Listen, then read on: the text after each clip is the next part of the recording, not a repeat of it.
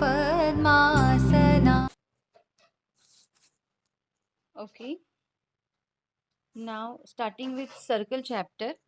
Maths 2 का ये आपका सर्कल चैप्टर है ना। सर्कल चैप्टर में आपको जो कंसेप्ट्स है, आपको 9th स्टैंडर्ड में भी सर्कल चैप्टर था। 9th में already we have seen circle chapter, और उसी का next version now here it is in 10th standard. तो सर्कल चैप्टर में कैसे होता है, तो सर्कल में फर्स्ट थ्योरम देखो, पहले ना मैं थ्योरम को डिस्कस करूंगी, मतलब उसका एप्लीकेशन कैसे है। एनी टाइम अगर ऐसा सर्कल है आपके पास, ठीक है, और दिस इज रेडियस, है ना,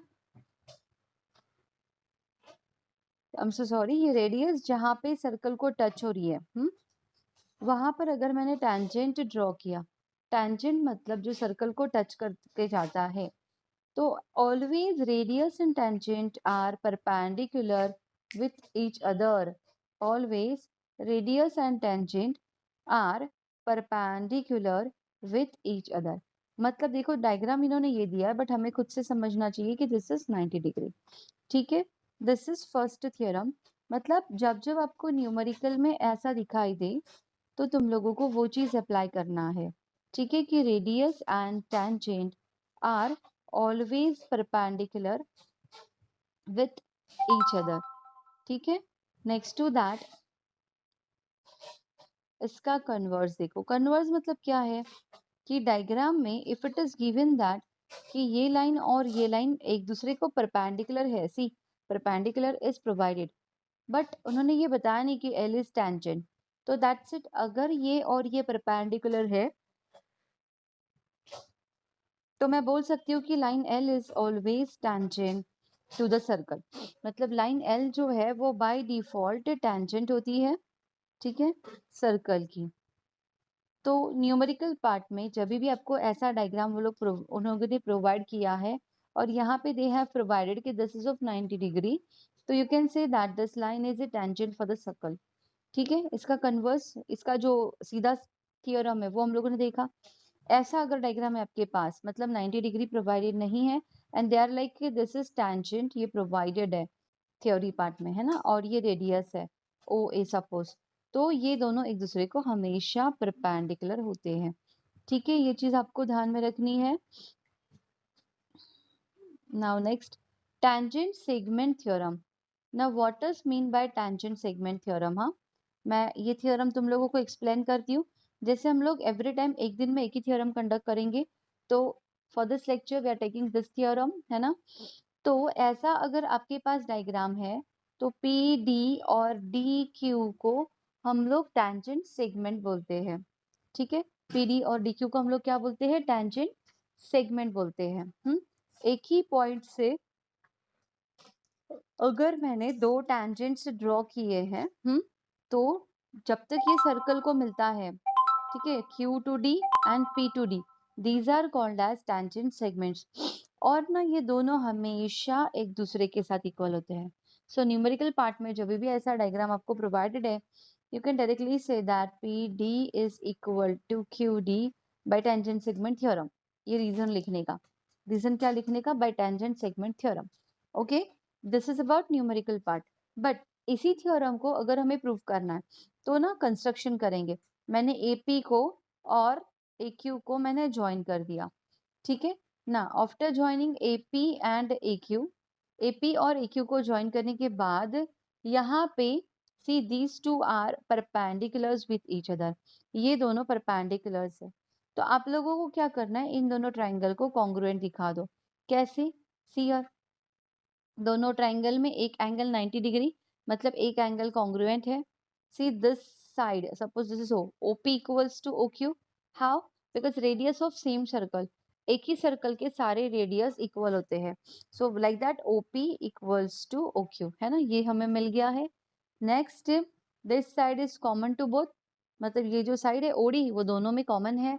तो बाय SSA टेस्ट, है ना, नहीं तो सॉरी RHS टेस्ट।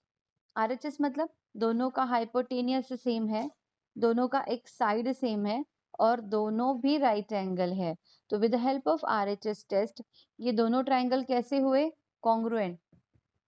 तो दोनों ट्राइंगल अगर कॉन्ग्रुएंट है, तो दोनों ट्रायंगल अगर कॉन्ग्रुएंट है तो इसका मतलब बाय सीपीसिटी उसके बाकी के भी पार्ट्स कॉन्ग्रुएंट है।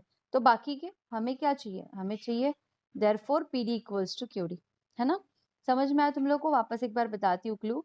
थ्योरम को प्रूव करने के लिए ये जो रेड वाला है ये कंस्ट्रक्शन है, तो बाय टेंजेंट सेगमेंट थ्योरम ये और ये टेंजेंट सेगमेंट थ्योरम, रेडियस और tangent always perpendicular with each other, ठीक है। सेम रेडियस और tangent always perpendicular with each other। हाँ, अभी ये दोनों ट्रायंगल को कॉन्ग्रुएंट दिखाएंगे कैसे, तो एक साइड तो इक्वल है, रेडियस ऑफ सेम सर्कल, दोनों एंगल है राइट एंगल, और दोनों का हाइपोटेनियस इज कॉमन, मतलब हाइपोटेनियस भी इक्वल है। तो by RHS test this two triangles are congruent, और अगर ट्रायंगल कॉन्ग्रुएंट है तो उसके बचे हुए पार्ट्स, बचे हुए साइड्स, बचे हुए एंगल सब इक्वल होते हैं।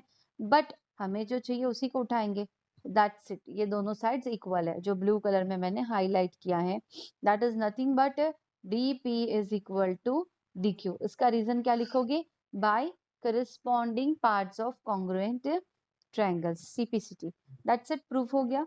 तो ये था थ्योरम पार्ट, है ना।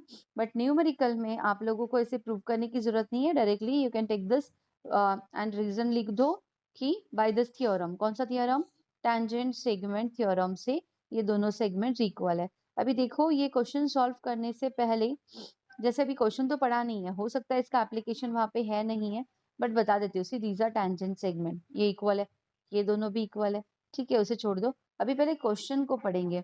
क्वेश्चन में what they provided, ACB is 52, ACB है 52 degree, find measure of ADB, ADB find out करना है। अभी बहुत सोचा मैंने, यहाँ पे ट्रायंगल का तो कोई यूज नहीं है, मतलब साइड वाइड का कुछ यूज नहीं है, ट्रायंगल्स को कॉन्ग्रुएंट दिखा के भी कुछ नहीं होने वाला है।